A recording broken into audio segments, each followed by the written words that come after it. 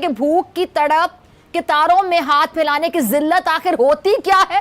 کیوں ایک بات سنو عقل کے اندو او بزدلو. پاکستان کی معیشت اس وقت مکمل طور پہ تباہی کے دہانے پر ہمیں نظر آتی ہے. ڈالر بڑی تیزی کے ساتھ اوپر جا رہا ہے, مہنگائی کی شرح میں ہوش ربا اضافہ ہو رہا ہے. اے پیدا کرنے والے, کیا یہی وہ پاکستان ہے جو تیرے نام پر وجود میں آیا؟ یہاں دینے والے کم اور لینے والے ہاتھ کیوں زیادہ ہوتے چلے گئے؟ یہ جو اقتصادی بربادی ہے یہ انڈے بچے دیتی رہے گی. عوام کو مہنگائی سے نجات دلانے آئے تھے, آپ کے دور میں تو انہیں زندگی سے نجات مل رہی ہے. کیا یہ ہے جمہوریت؟ کیا یہ ہے جمہوریت؟ اور غریب کھانے کے لیے کتاریں لگا لگا کر جانے دیں, وہ بھی آٹے کے لیے, چند سیر آٹے کے لیے. وہ بھی نصیب نہیں ہوتا, لاشیں بن کے گھر آ جاتے ہیں. آٹا لینے جاتے ہیں اور لاشیں بن کے گھر آ جاتے ہیں, زندہ نہیں لوٹتے. کیا توشہ خانہ سے جو اربوں روپے کی گھڑیاں, کاریں, قالین اور جو باقی تحفے, دیگر تحفے بٹورنے والے عوام کو آٹے کا بھی حقدار نہیں سمجھتے ہیں؟ کیا یہ ہمیشہ مانگنے کے لیے پیدا ہوئے ہیں؟ مگر عام آدمی جو ایک آٹے کی بوری کے پیچھے اپنی جان دینے کے لیے بھی راضی ہو گیا, کتاروں میں کھڑے ہوتے ہیں, سردی ہو یا گرمی ہو, دھوپ ہے یا بارش ہو, سے ایک آٹے کی بوری چاہیے. اتنے بے بس لوگ ہیں شبر زیدی صاحب جو وہاں پہ یہ آٹا لینے جاتے ہیں, کتاروں میں لگتے ہیں, ذلیل و خوار ہو کے جاتے ہیں. ان میں سے بہت سے لوگ زندہ نہیں لوٹتے ہیں. آٹا لینے جاتے ہیں, زندہ نہیں لوٹتے ہیں, لاشیں بن کے لوٹتے ہیں. اور جو زندہ لوٹ بھی آتے ہیں, یہ آٹا ذرا پوچھ لیں لوگوں سے جن کے گھروں میں جا رہے ہیں, یہ آٹا کیا کھانے کے قابل ہے؟ نہیں, وہ تو دیکھیں میری بات سمجھے. دیکھیں بات یہ ہے فضا کہ پاکستان میں, دیکھیں پاکستان میں اس وقت جنگ ہو رہی ہے اسٹیٹس کو برقرار رکھنے کی اور اسٹیٹس کو توڑنے کی. اگر اسٹیٹس کو نہیں توڑا تو یہ ملک ٹوٹ جائے گا.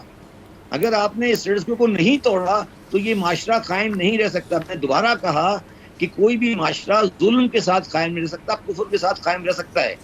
تو اگر کوئی معاشرہ ظلم کے ساتھ باقی ہے تو نہیں رہ سکتا. یہ اللہ تعالیٰ کا سسٹم ہے, اس کو آپ اس کے سسٹم کو چینج نہیں کر سکتے.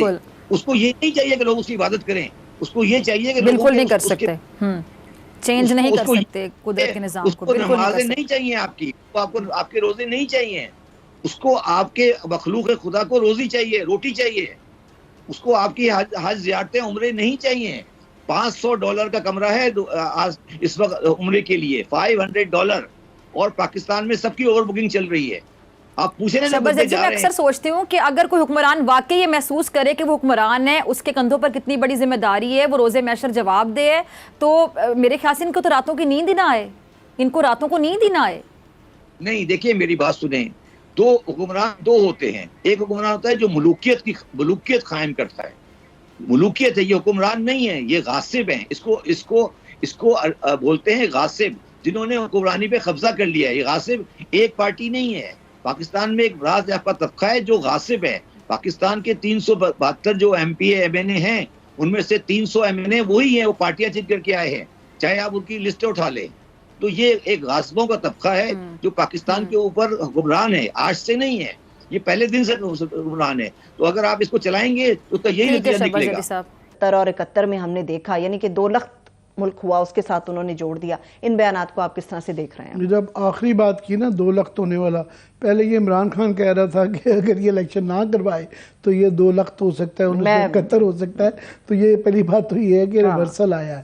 مگر عام آدمی جو ایک آٹے کی بوری کے پیچھے اپنی جان دینے کے لیے بھی راضی ہو گیا, کتاروں میں کھڑے ہوتے ہیں, سردی ہو یا گرمی ہو, دھوپ ہے یا بارش ہو, سے ایک آٹے کی بوری چاہیے. اس کا حال بھی میں ذرا لوگوں کے ساتھ شیئر کر دوں, بتا دوں. رمضان کے مہینے, بالکل رمضان کا مقدس مہینہ ہے, لوگ روزے کی حالت میں ہوتے ہیں.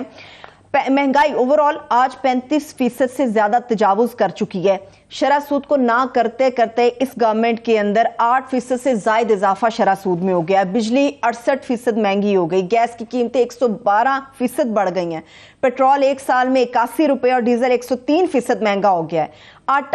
آٹا بنیادی ضرورت, 2 وقت کی روٹی بنیادی ضرورت ہے, پچھلے سال کے مقابلے میں یہ 68%, اور چینی 35% سے زیادہ مہنگی ہو گئی ہے. اس سے زیادہ اور کیا تکلیف دہ بات ہوگی عامر صاحب؟ ہارون صاحب, پہلے تو یہ کیونکہ ٹیکنیکل گفتگو سے پہلے بڑا ضروری ہے کہ آپ اس پہ عام آدمی کے حوالے سے بات بہت ضروری ہے, ایجوکیٹ کریں پلیز. جی بہت شکریہ. دیکھیں بڑی تکلیف دہ ٹائم ہے, ایک جس کو ہم ایڈجسٹمنٹ کا پیریڈ کہتے ہیں, لیکن انفارچونیٹلی عام آدمی کے لیے، بلکہ عام آدمی تو جو ایک تو ولنریبل طبقہ ہے، اس کے اوپر کے طبقے کے لیے بھی بہت مشکل ہو چکا ہے. جیسے آپ نے ذکر کیا، ہم بہت عرصے سے ہائی لائٹ کر رہے تھے کہ فوڈ سیکیورٹی کا ایک ایشو آنے والا ہے، کیونکہ ہمارے پاس جو ایک تو قیمتیں اتنی بڑھ رہی تھی، لیکن ہمارے پاس انٹرنل سپلائی، اب یہ جو بارشیں ہوئی ہیں بے وقت کی، اس سے بھی گندم کی سپلائی کے اوپر امپیکٹ آئے گا. تو ایسے غیر معمولی حالات کے اندر جو ممالک ہیں ان کو غیر معمولی اقدامات کرنے پڑتے ہیں.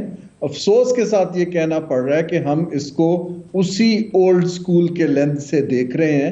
اب تو اس وقت جو دنیا کا میڈیا ہے، جو آپ نے ذکر کیا ہے، جو کراچی کا انفارچونیٹ واقعہ ہوا جس میں اموات ہوئیں زکوٰۃ لینے پہ، اس کو پہلی دفعہ میں دیکھ رہا ہوں ڈپلومیٹک سرکلز میں اور باہر اس کو ایز اے کیس سٹڈی دیا جا رہا ہے کہ دیکھیے ایک بہت زیادہ پاپولس ملک ہے جہاں لوگ غربت کی لکیر سے نیچے جا رہے ہیں، فوڈ اویلیبل نہیں ہے، یوٹیلٹیز کا وہ بل نہیں دے، تو اس سے ایک اوور آل انریسٹ کی صورتحال پیدا ہو چکی ہے.